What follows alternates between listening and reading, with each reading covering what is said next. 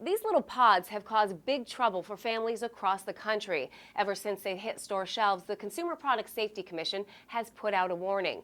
And the maker of these Tide Pods, they've actually changed the packaging so it's less attractive to children. But critics say it hasn't worked well enough. They're easy to use, convenient, and popular. They're also a toxic temptation for kids. Detergent pods made headlines a lot since they arrived on store shelves last year, and it's not always because they're so useful. It's because, like so many other household products, they're poisonous. My life or his. Absolutely. Words are hard to come by for Shad and Stephanie Langford, but they want every parent to hear their story. We were just terrified. It was easily the worst night of my life. That worst night started in their Chesapeake City home when Stephanie was at work and Shad was with their two boys. Brandon came in, he ripped open the shower curtain. He's like, "Daddy, Colin ate poison." That poison came in the form of a colorful round detergent pod that 2-year-old Colin swallowed. And as soon as I came up around the corner, my son Colin was at the bottom of the stairs choking. I ran downstairs and he could not breathe. He was holding his throat, and I stuffed my finger in his mouth. And I was like, I got to get him up to the shower, and I ran up to the shower. I washed him down. His face was all red and face was being burned, and he gagged up in the shower. He spit up the majority of what I thought. It's all good. It wasn't. A call to poison control, and they were told, get to the hospital. And then he was transported to DuPont Hospital for Children in Delaware. At one point, he turned purple. And I stood at the edge of the bed, it felt like the longest 5 seconds of my life. And before I knew it, I turned around and the room was flooded with doctors and nurses to help us. But it was definitely very, very frightening.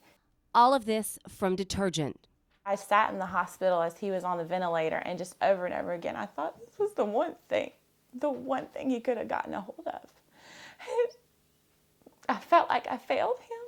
I felt like my one job, I failed the most important thing I have. Between the two of them, there is plenty of guilt to go around. But what happened to the Langfords has happened to thousands of children, and emergency room doctors and pediatricians are getting used to seeing it. According to the American Association of Poison Control Centers, more than 6,200 kids under the age of 5 were taken to hospitals from trying to eat detergent pods last year. Emergency room pediatricians say this is so frustrating because there's no telling how sick a child is going to get. There's such a broad range of symptoms when it comes to ingesting these pods, but all say it is incredibly dangerous. There is a spectrum there. It doesn't all have to be a horrific reaction, but it can be very serious reaction. So I think parents need to know that it could start out mild, and that might be all it is, or it could be that it's mild and then it progresses to something worse. ER Dr. Karen Cronin would prefer parents of toddlers not have these pods in their homes. The problem with these little pods are that they're very concentrated. So the detergent that's in there, it's a smaller amount and it's really concentrated.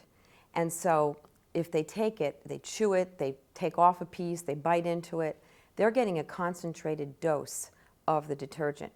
We contacted Procter & Gamble, the makers of Tide, the most popular makers of these pods. They tell us that they recently partnered with the American Academy of Pediatrics to educate parents and doctors about safety. They also changed their packaging so it looks less like candy and it's harder for smaller hands to get into. That temptation is why Stephanie Langford felt so passionate about speaking out. And I know as mothers, we're quick to judge. We want to protect our children so much, we don't even want to think about it. So I know people can look at me and say, well, she's a bad mother, that's why it happened. And I'm a good mother, so that won't happen to my child. But I just want people to look and think again and check everything, make sure things are up high, because you just never know. I'd have never thought in a million years that this could have happened to us. Oh, good man. Today, Colin is doing fine. He spent 5 days in ICU. For the first day or two, it was uncertain if he was going to survive. Dump truck's getting full, mister. You gonna dump it? I don't know, but But now, playing outside with his toy truck is enough to keep him happy. And for his parents, that's something they will appreciate every day. Good job. I'll never be the same parent when you see what we saw. I'll never look at my boys the same. You see them for the gift that they are. I mean, I knew they were special. I knew they were a gift before.